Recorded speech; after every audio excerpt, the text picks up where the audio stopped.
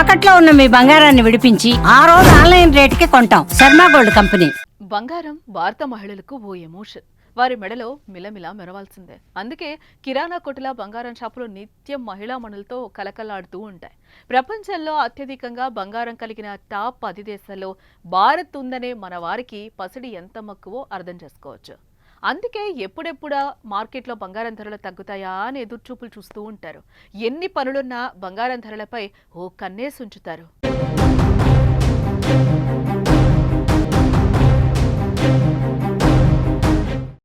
బంగారం భారత మహిళలకు ఓ ఎమోషన్. వారి మెడలో మిలమిలా మెరవాల్సిందే. అందుకే కిరాణా కొట్టుల బంగారం షాపులు నిత్యం మహిళా మనులతో కలకల్లాడుతూ ఉంటాయి. ప్రపంచంలో అత్యధికంగా బంగారం కలిగిన టాప్ 10 దేశాల్లో భారత్ ఉందంటే మన వారికి పసిడి ఎంత మక్కువ అర్థం చేసుకోవచ్చు కదా. అందుకే ఎప్పుడెప్పుడు మార్కెట్లో బంగారం ధరలు తగ్గుతాయా అని ఎదురుచూపులు చూస్తూ ఉంటారు మహిళా మనులు. ఎన్ని పనులున్నా బంగారం ధరలపై ఓ కన్నేసే ఉంచుతారు. అయితే ఫిబ్రవరి 1న నిర్మలా సీతారామన్ కేంద్ర బడ్జెట్ ప్రవేశపెట్టనున్నారు. బడ్జెట్లో తీసుకునే నిర్ణయాలు గోల్డ్ రేట్ను ప్రభావితం చేస్తాయి.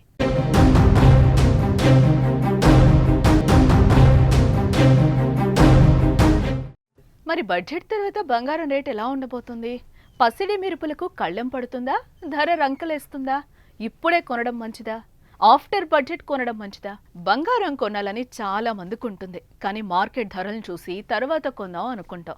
అలా ఆలోచిస్తున్న వారికి ప్రస్తుతం ముందున్న బడ్జెట్ కన్ఫ్యూజ్ క్రియేట్ చేసింది.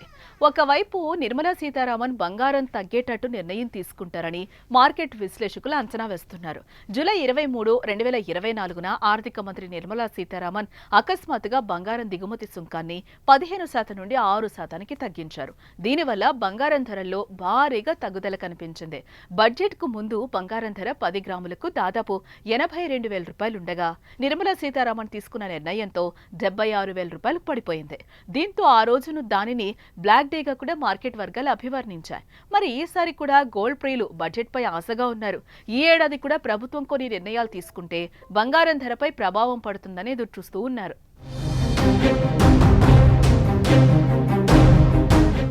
2024లో ప్రవేశపెట్టిన బడ్జెట్లో బంగారం, వెండి కడ్డీలపై కస్టమ్స్ సుంకాన్ని 15% నుండి 6%కి తగ్గించడంతో 2024 ఆగస్టులో బంగారం దిగుమతులు సంవత్సరానికి సుమారుగా 104% పెరిగి $10.06 బిలియన్ చేరుకున్నాయి. అయితే అదే సమయంలో భారత్ నుంచి రత్నాలు, ఆభరణాల ఎగుమతులు 23% పైగా క్షీణించి $1.99 బిలియన్ పడిపోయాయి.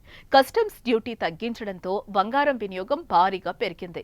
అది దేశ వాణిజ్య లోటును భారీగా పెంచింది. ఈ అసమానతలను తగ్గించేందుకు కేంద్రం మళ్లీ బంగారం దిగుమతులపై కస్టమ్స్ డ్యూటీని పెంచాలనే ఆలోచనలో ఉన్నట్లుగా తెలుస్తోంది.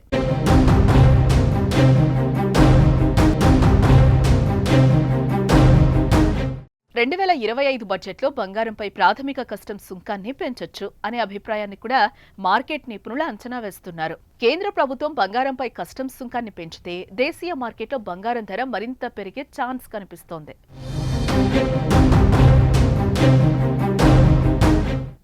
బంగారం రేట్లు పెరిగేందుకు కస్టమ్స్ డ్యూటీ పెంచడం ఒకటే కారణం కాదని నిపుణులు అంటున్నారు.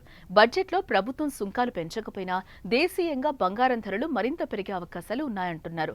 అందుకు ప్రపంచ భౌగోళిక అనిశ్చితులు, అంతర్జాతీయ మార్కెట్లో గోల్డ్ రేట్లు, అమెరికా కొత్త ప్రభుత్వ నిర్ణయాలు, డాలర్ విలువ వంటి కీలక అంశాలు కారణం కావచ్చు.